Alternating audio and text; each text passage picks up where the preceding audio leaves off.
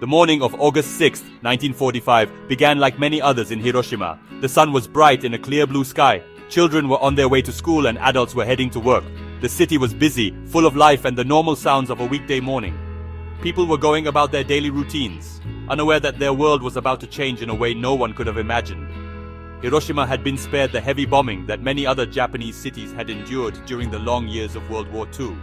Its residents felt a sense of relative safety, a fragile peace in the midst of a global conflict that was drawing to its brutal and uncertain conclusion. High above the unsuspecting city, a lone American B-29 bomber, the Enola Gay, flew through the quiet sky. It carried a new kind of weapon, a single bomb with the code name Little Boy. This was not an ordinary explosive. It was an atomic bomb, a device of immense and untested power, created through years of secret scientific research. The crew had a specific mission, one that would alter the course of history. Their target was the center of Hiroshima, a city chosen for its military importance and because its flat terrain would clearly show the full devastating force of this new weapon. The bomber's journey was smooth, encountering no resistance as it approached its destination. At exactly 8:15 a.m., the bomb was released. It fell for less than a minute before it detonated about 2,000 feet above the city. In that single blinding moment, a brilliant flash of light filled the sky, far brighter than the sun. It was followed by a wave of intense heat, a silent searing fire that spread across the city in an instant. This was not the sound of a conventional bomb. It was something entirely new, a man-made star brought down to Earth. For those directly below, there was no time to react, no time even to understand what was happening. The world they knew was simply erased in a flash of white-hot energy. The heat was so powerful that it incinerated everything within a mile of the explosion's center, a point known as the hypocenter. It vaporized people, leaving only their shadows burned onto stone walls and steps as a ghostly testament to their final moment. A powerful blast wave then radiated outward, moving faster than the speed of sound.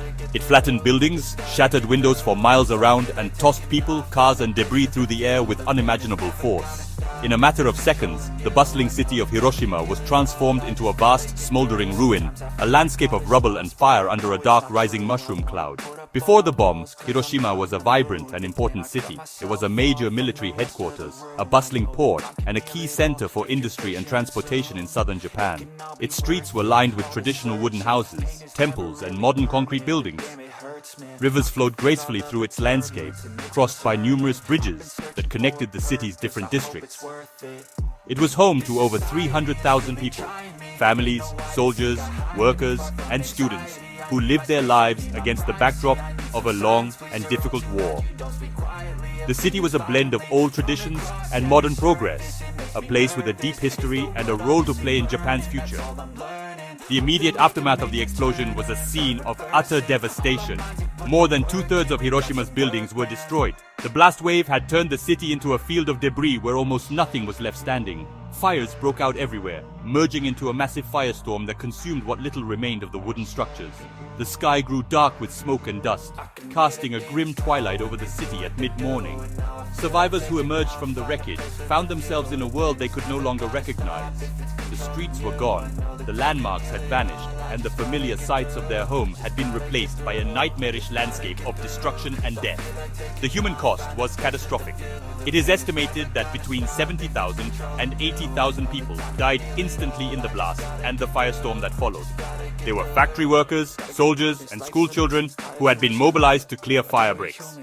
Many more suffered from horrific injuries, including severe burns that covered their entire bodies. People with burned skin and tattered clothing walked aimlessly through the ruins, dazed and in shock, searching for water or for loved ones they would never find. The city's hospitals were destroyed and most of its doctors and nurses were killed or injured, leaving the wounded with almost no medical help. Those who survived the initial blast faced a new invisible enemy, radiation. In the days, weeks, and months that followed, many more people died from a mysterious illness. They suffered from high fevers, hair loss, and internal bleeding, symptoms of acute radiation sickness, a condition no one had ever seen on this scale. These survivors, known as hibakusha, would carry the physical and psychological scars for the rest of their lives. They faced not only long-term health problems, like a higher risk of cancer, but also social discrimination from those who feared their exposure to radiation was contagious. Their suffering was a profound and lasting legacy of the bomb.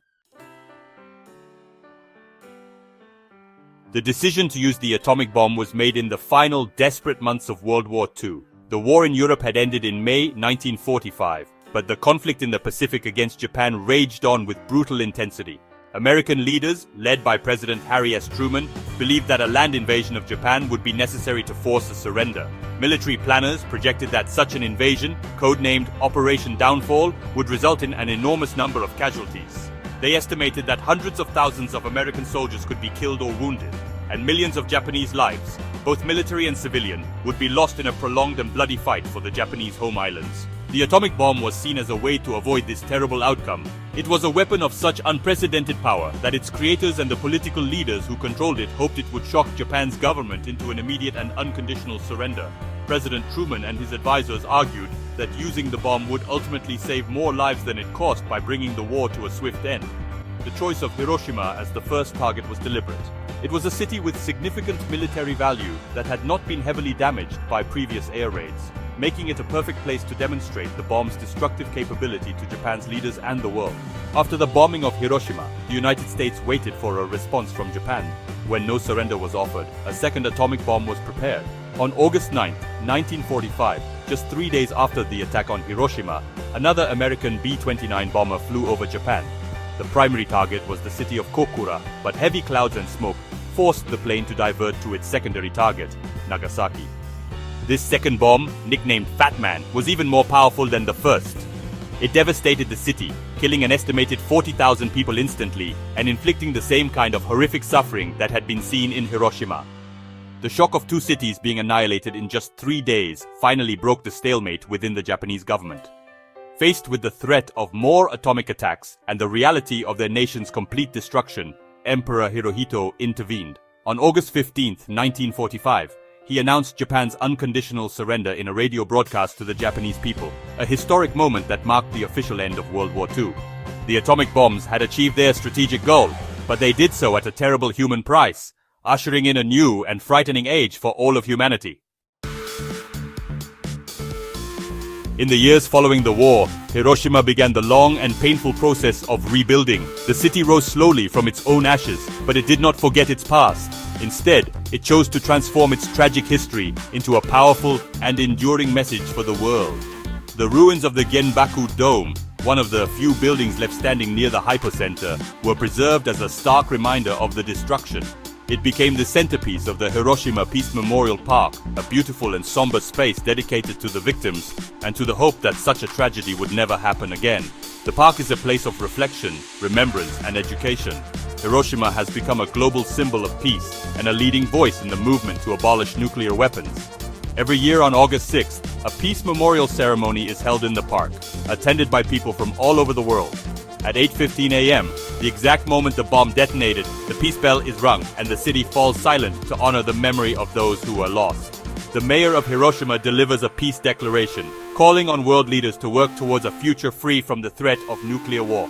The city's story is a constant reminder of the catastrophic consequences of these weapons. The legacy of Hiroshima extends far beyond the city itself.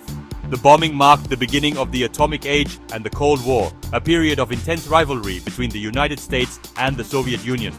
For decades, the world lived under the shadow of a nuclear arms race, with the constant fear that another atomic bomb could be used. The story of Hiroshima and Nagasaki raised profound moral and ethical questions about warfare and the responsibility of scientists and governments. It forced humanity to confront the reality that it now possessed the power to destroy itself completely. Today, Hiroshima stands as a modern, thriving city, but it carries its history with solemn purpose. It is a testament to the resilience of the human spirit, but more importantly, it is a beacon of hope for a more peaceful world. The stories of the Hibakusha are shared with new generations to ensure that the lessons of that fateful day are never forgotten. The city that was once a target of war has dedicated itself to becoming a messenger of peace, teaching the world that the only way forward is through dialogue, understanding, and a shared commitment to ensuring that no other city ever suffers the same fate.